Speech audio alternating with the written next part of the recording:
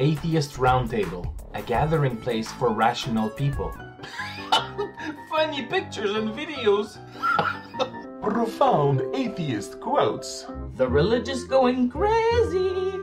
The latest news. World domination. Casual discussions. Baby eating. The ultimate forum for a lively dialogue. Come join the fun at atheistroundtable.com. 8 prominent Jews were arrested last week for attempting to pray at the Temple Mount. Rules forbid Jews from praying at the holy site, but more and more of the Jewish faithful are opposing this ban. Infidel viewers will remember that at the end of the Six-Day War in 1967, Israel agreed to allow the Islamic Waqf to have control of the Temple Mount. The Waqf bars non-Muslim worship on the site that is sacred to both Muslims and Jews. In the past, Jews were forbidden to even set foot in the Temple Mount for fear of stepping on holy places. Today, these areas are clearly marked and religious rabbis are allowed to visit and bring followers along with them, so long as they avoid walking into the forbidden areas. Tensions have been increasing in the area between Muslims and Jews as more Jews press the issue of access and prayer at their most holy site. 2 days after these initial arrests, the world's most holy place was the scene where 9 others were arrested in separate incidents. Police chose to close the Temple Mount for a short time over the confrontations.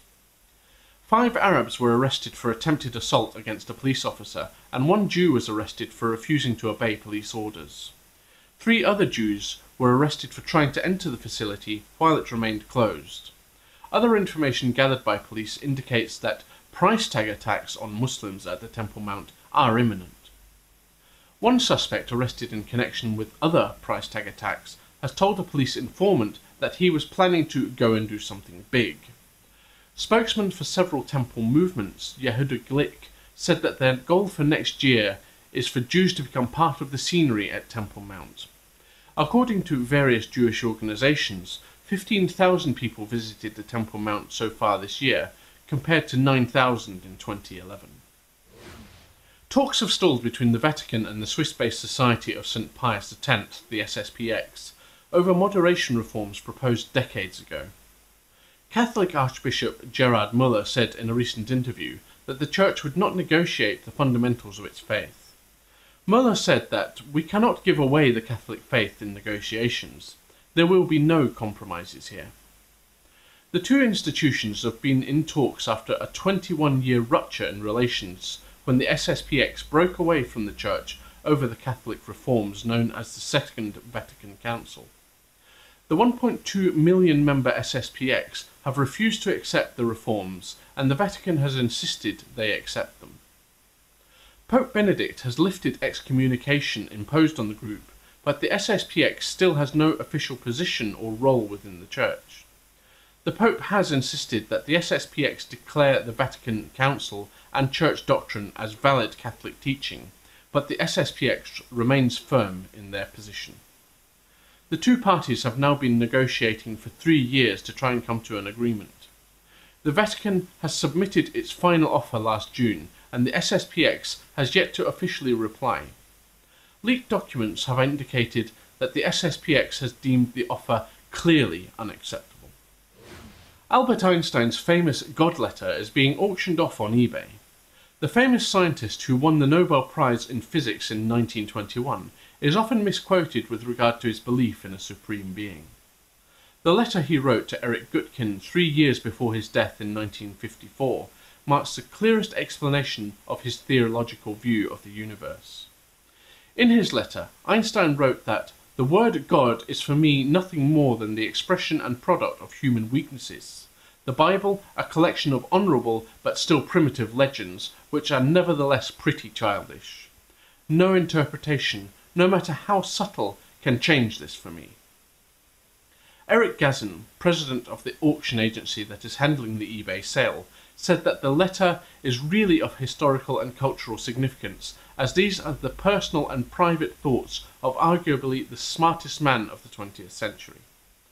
Gazin thinks that the final selling price could fetch as much as triple the opening bid threshold. The last time the letter came up for sale was back in 2008, when it sold for a mere $404,000. Among those who reportedly were outbid was prominent atheist and author Richard Dawkins. The starting bid is a whopping $3 million and so far has one pre-approved bidder. This past October 7th was Pulpit Freedom Day in America. Launched in 2008 by the Arizona-based Alliance Defending Freedom, the ADF, the annual event is designed to challenge tax laws that restrict a church's right to publicly endorse political candidates. This year, over 1,500 Christian churches participated in the official taunting of the Internal Revenue Service, or the IRS, by endorsing political candidates directly from the pulpit. Some went as far as to record their sermons and send them directly to the IRS. Not all Americans are in agreement with Pulpit Freedom Day, according to several sources. Data collected by the Pew Research Center indicate that fully 2/3 of Americans think that churches and other houses of worship should not endorse one candidate over another. One survey data collected by the Southern Baptist-affiliated Lifeway Research indicates that 90% of Protestant preachers believe that they should not endorse political candidates from the pulpit. Others express concern that the ADF is a smokescreen for a movement pushing towards a Christian-led theocracy. Reverend Susan Russell from All Saints Episcopal Church in Pasadena, California, said that it is really just an excuse to jam theocracy down our throats.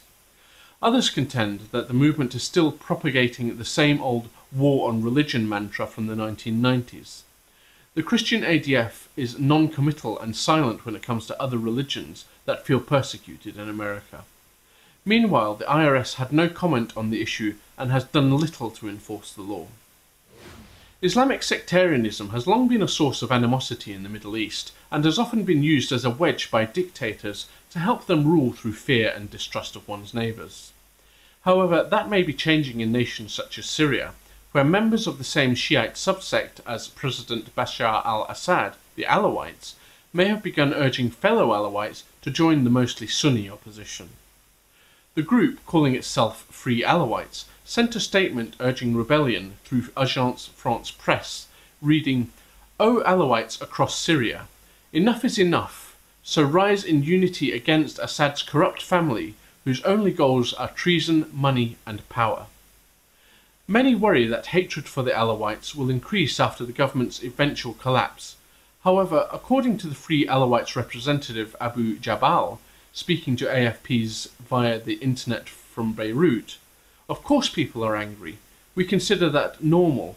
But all this sectarianism will end when the regime falls."